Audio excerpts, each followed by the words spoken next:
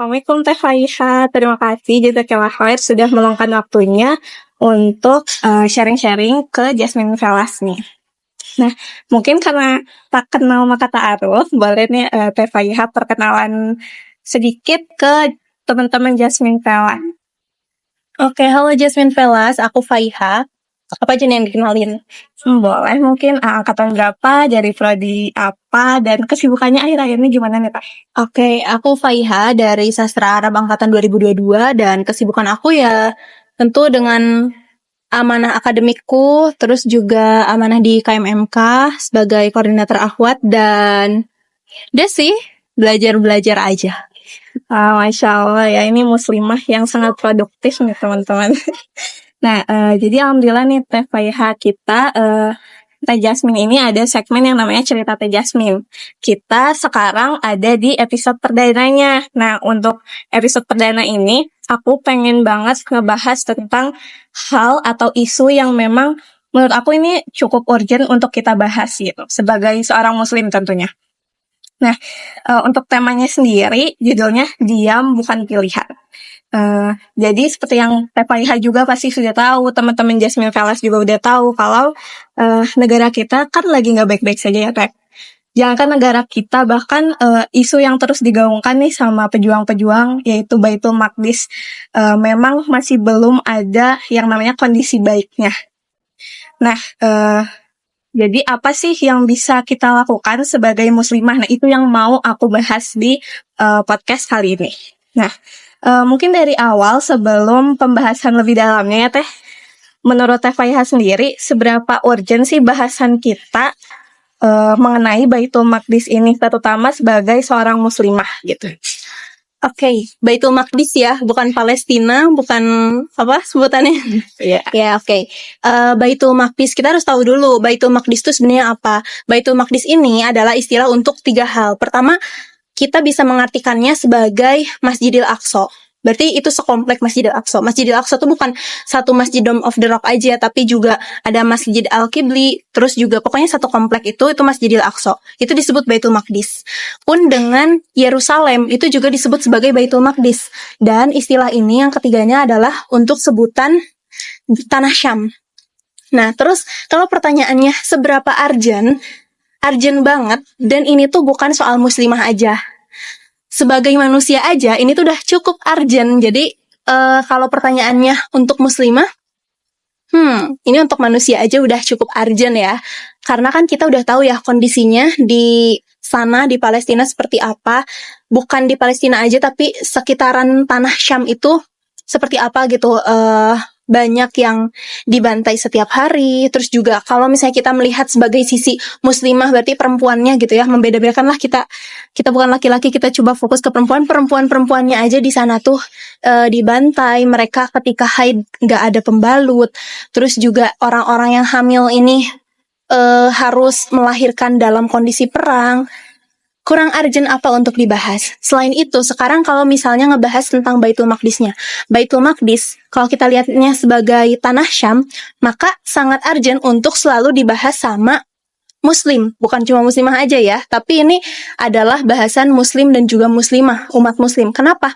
Karena ada sebuah hadis yang intinya adalah Rasulullah mengatakan, ketahuilah bahwa keimanan itu ada di Syam ketika terjadi fitnah. Nah, sekarang kan udah banyak banget fitnah ya. Kayak orang-orang yang dibantai itu justru malah disebut teroris. Kurang fitnah apa itu? Itu fitnah yang kejam banget gitu. Maka keimanan kita itu dipertaruhkan. Kita masih punya iman di mata Allah gitu ya. Percaya nggak percaya, Rasulullah udah bilang gitu. Bahwa keimanan itu adanya di Tanah Syam ketika terjadinya fitnah. Sekarang terjadi fitnah-fitnah itu. Maka kalau misalnya hati kita sama sekali nggak tertaur sama Syam, sama bumi Syam, ya terus keimanan kita di mana gitu. Jadi Baitul Maqdis adalah indikator keimanan seorang muslim. Makanya penting banget buat kita untuk selalu ngebahas Baitul Maqdis. Oke, wah Masya Allah. Jadi nambah banget ilmu nih tentang Baitul Maqdis itu sendiri kalau untuk aku sendiri ya. Nah, oke, tadi Teh Faiha kan sempat menyebut kalau ya jangankan buat muslim, buat orang biasa aja ini juga urgent gitu. Nah, tapi nyatanya nih Teh, masih banyak sekali orang yang ternyata acuh tak acuh sama isu ini. Jangankan orang biasa, bahkan muslimnya aja ya tetap menggunakan produk yang terafiliasi dan sebagainya. Mereka juga nggak mau menyuarakan nih Teh mengenai isu-isu ini. Nah, menurut Teteh sendiri, gimana sih seharusnya kita bersikap gitu dalam menghadapi isu-isu ini? Bagaimana kita bersikap? Intinya minimalnya kalau kita nggak bisa ngelakuin sesuatu yang kelihatan ada dampaknya, minimal banget kita tuh jelas standing point-nya. Minimal kita tuh harus kelihatan kita berpihak sama siapa. Jangan malah kayak aku mah netral aja gitu. Kalau netral justru kelihatan banget kita tuh nggak suka belajar. Kalau misalnya kita belajar, kita pelajari sejarah, kita baca berita setiap hari, udah jelas kok kita harus memihak siapa gitu. Dan keberpihakan itu bisa ditunjukkan dengan apapun caranya. Kita bikin campaign lah, kita menyuarakan Free Palestine setiap hari, bikin SW Free Palestine setiap hari, apapun itu gitu. Intinya tunjukkan dulu keberpihakan kita. Kalau misalnya ada orang yang bilang, aku mah netral gitu, berarti itu sama aja kita tuh ngebiarin orang-orang Israel ini terus menindas Palestina, terus menindas Baitul Maqdis. Ya karena nggak diapa-apain gitu loh, si orang-orang yang jahatnya tuh ya udah dibiarin dengan dalih netral. Itu artinya sebenarnya orang yang netral itu berpihak juga. Di dunia ini nggak ada yang netral. Orang yang netral itu berarti berpihak kepada yang jahat. Maka kita harus seperti apa? Harus tunjukkan keberpihakan kita kemana gitu. Ya harus yang baik yang kita pihak, yang harus yang tertindas yang kita pihak gitu. Oke, Masya Allah. Ini udah masuk ke tema utamanya nih, Teh. Tadi, diam bukan pilihan. Masya Allah, keren banget.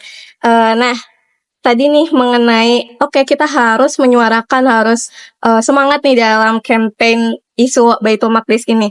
Nah, tapi Teh, tadi seperti yang udah aku bahas, negara kita juga kan lagi nggak baik-baik saja ya. Nah, ada aja nih orang yang bilang, ya urus negara kita sendiri dulu aja, kenapa harus urus negara orang lain? Nah, gimana sih seharusnya kita mendudukan antara bahasan negara dengan bahasan Baitul Maqdis itu sendiri? Oke, sebenarnya sebagai manusia, kita tuh amanahnya bukan cuma satu. Enggak mentang-mentang kita mikirin Baitul Maqdis terus negara terabaikan, enggak mentang-mentang kita mikirin negara terus Baitul Maqdis terabaikan. Sebenarnya tidak ada dikotomi permasalahan-permasalahan gitu ya. Masalah-masalah yang ada di sekitar kita tuh nggak bisa menafikan serta-merta ini nggak penting, ini penting gitu loh.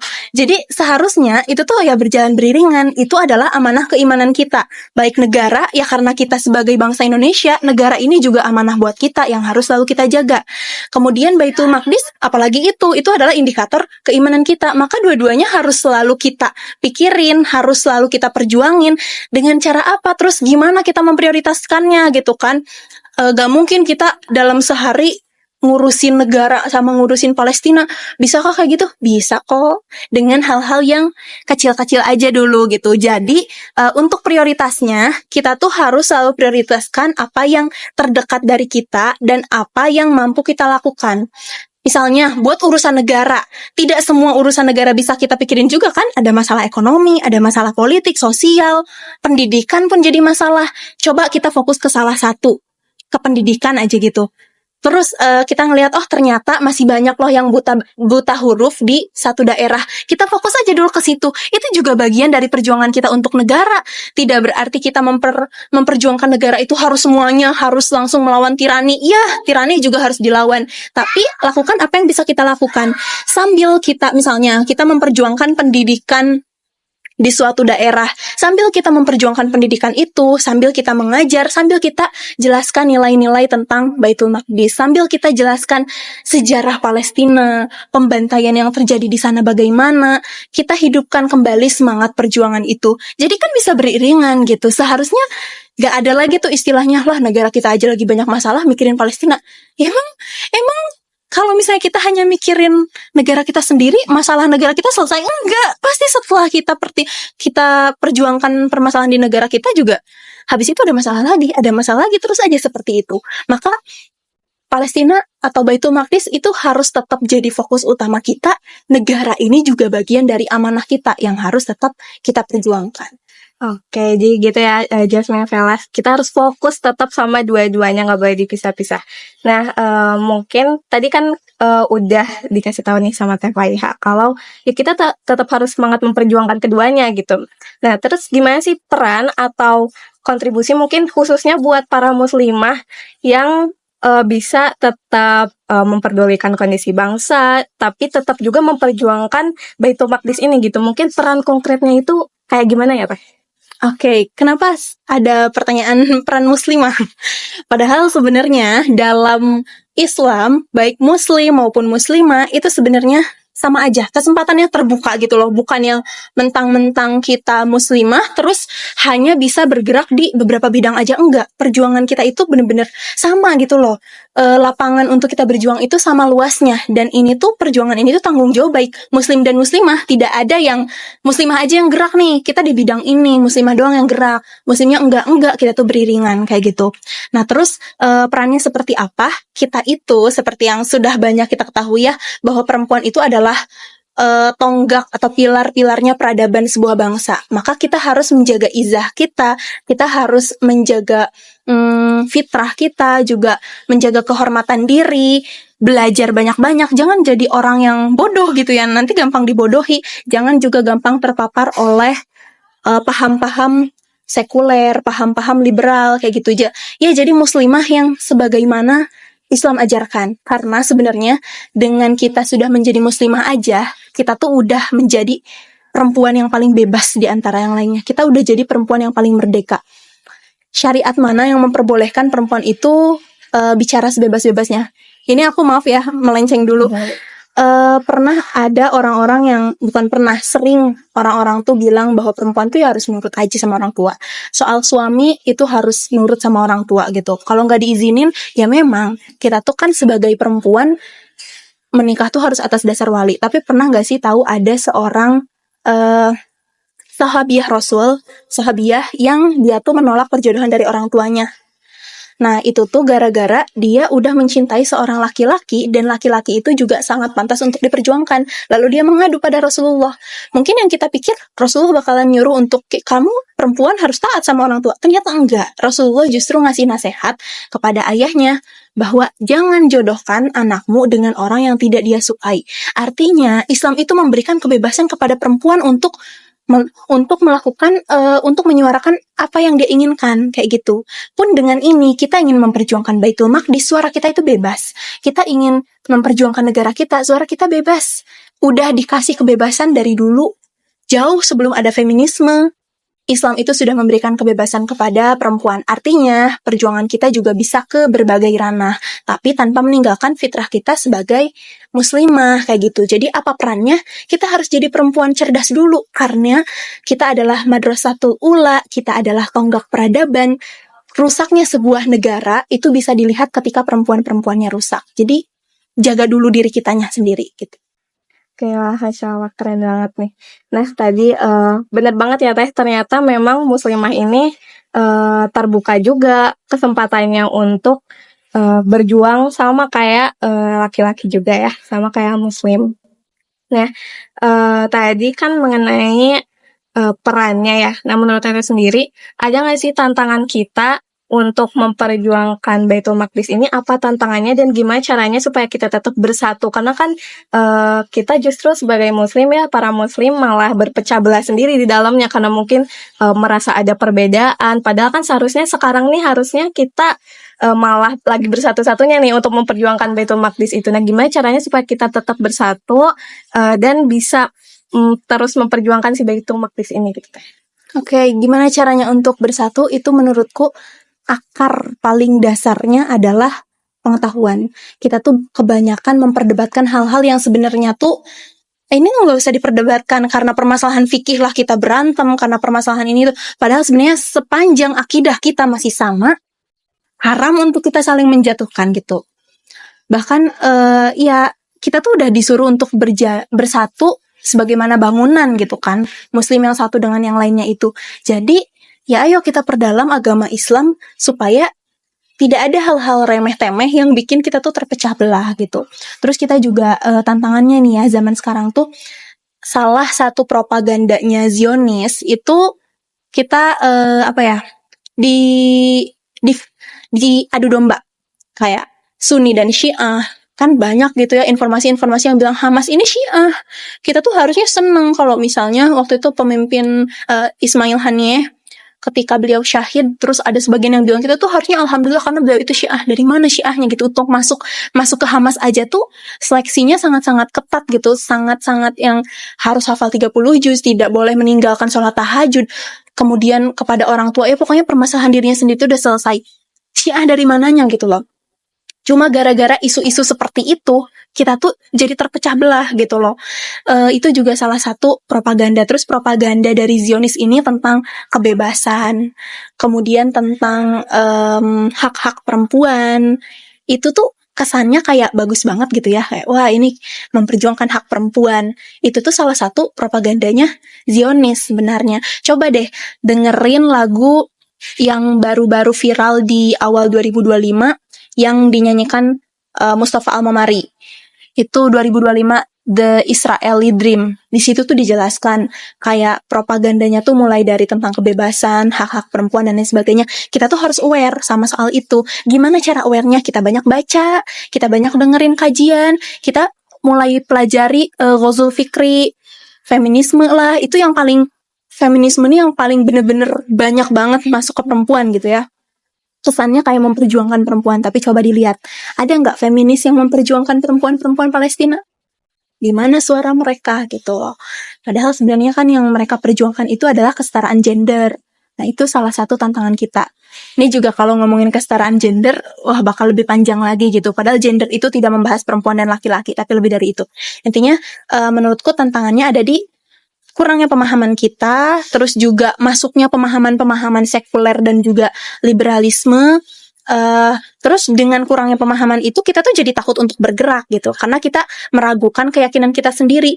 Kalau misalnya orang-orang bertanya gimana sih caranya kita yakin untuk memperjuangkan sesuatu, ya kamu harus pelajari dulu apa yang kamu perjuangkan sedalam-dalamnya. Kalau misalnya kamu udah ngerti akar masalahnya, kamu udah paham sejarahnya, paham dengan betul-betul bahwa Baitul Maqdis sedang tertindas, kita tuh bakal ada keyakinan. Tapi kalau misalnya pemahaman kita masih kurang, maka gampang digoyahkan, gampang dipecah belah sama orang lain dengan pemikiran-pemikiran mereka yang masuk kepada kita gitu. Jadi harus banyak belajar.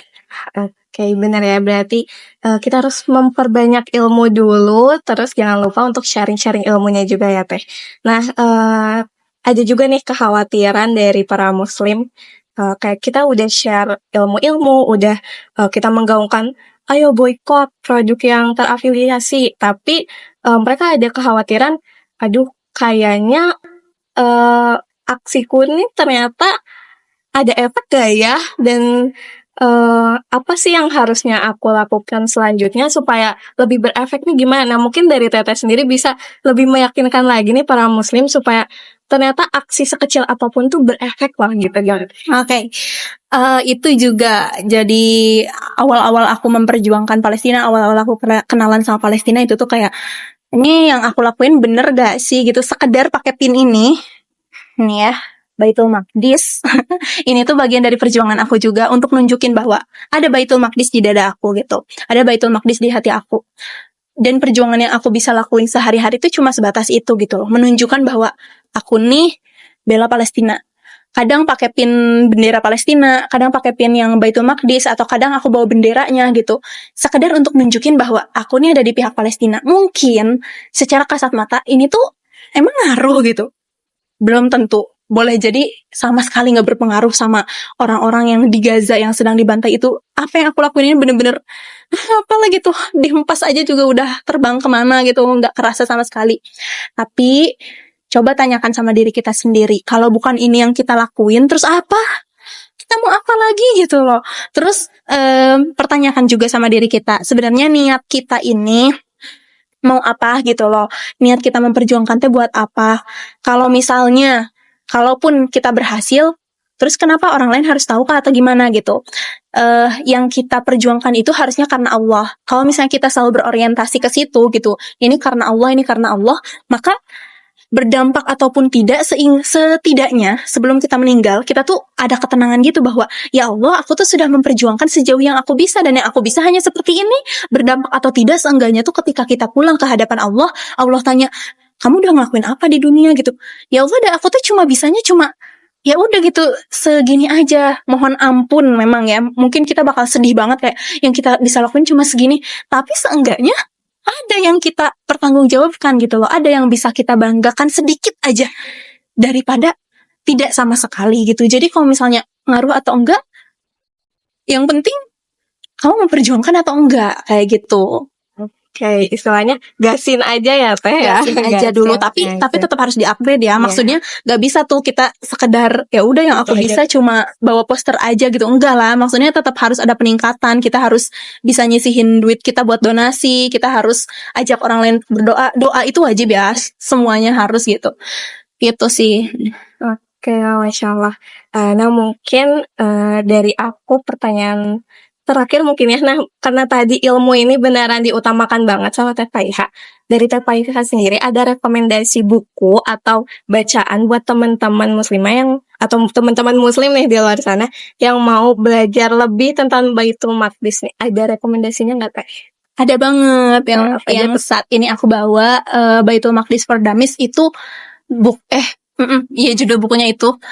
Itu tuh menurutku lengkap banget dari awal sampai akhir, duduk perkaranya seperti apa, terus bahkan dari zaman nabi-nabi tuh dijelasin Baitul Maqdis nih dulu pernah diduduki siapa, sampai kita tuh bisa yakin bahwa Israel yang sekarang tuh bukan Bani Israel yang dulu gitu loh. Itu tuh udah beda banget gitu.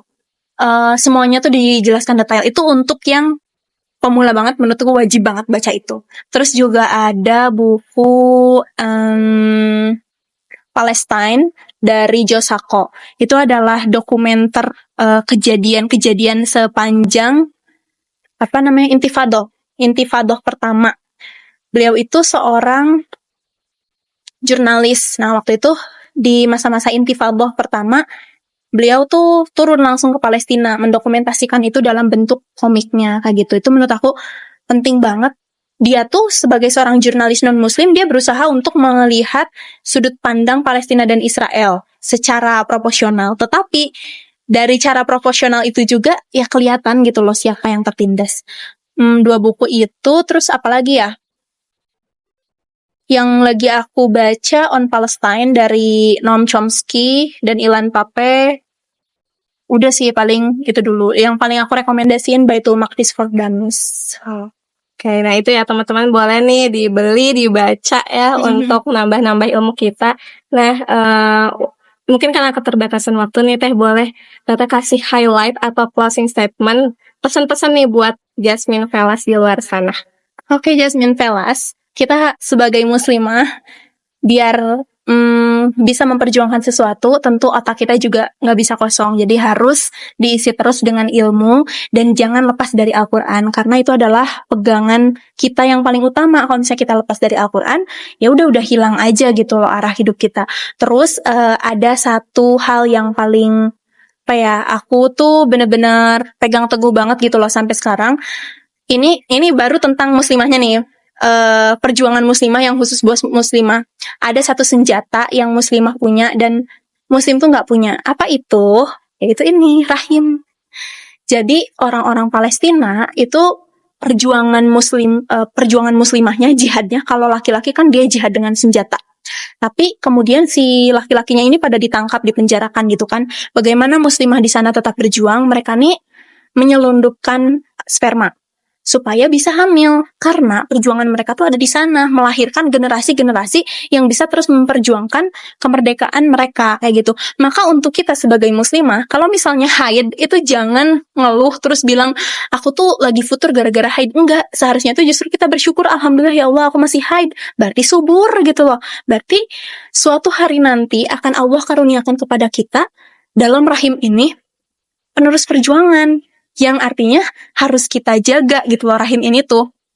Jangan sampai kita tuh terpengaruh sama ideologi ya, di feminisme kan ada child free. Nah, itu jangan sampai terpapar itu gitu. Jangan kepikiran mau child free. Padahal anak dalam rahim kita yang kita rawat dari sekarang rahimnya, kemudian nanti Allah titipkan setelah menikah ya tentunya. Terus setelah lahirnya kita didik langsung sebagai madrasatul ula yang sudah tercerdaskan. Makanya dari sekarang kita harus banyak belajar.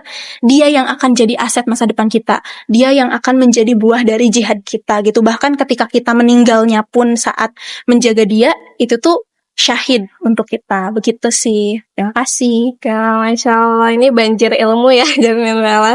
Jazakillah khair Teh Faiha sudah meluangkan waktunya. Mungkin nanti di kesempatan lainnya ya kita ngobrol-ngobrol banyak lagi nih Teh Faiha. Oke, mungkin untuk podcast episode perdana ini sekian. Assalamualaikum warahmatullahi wabarakatuh. You feel it in your heart, His love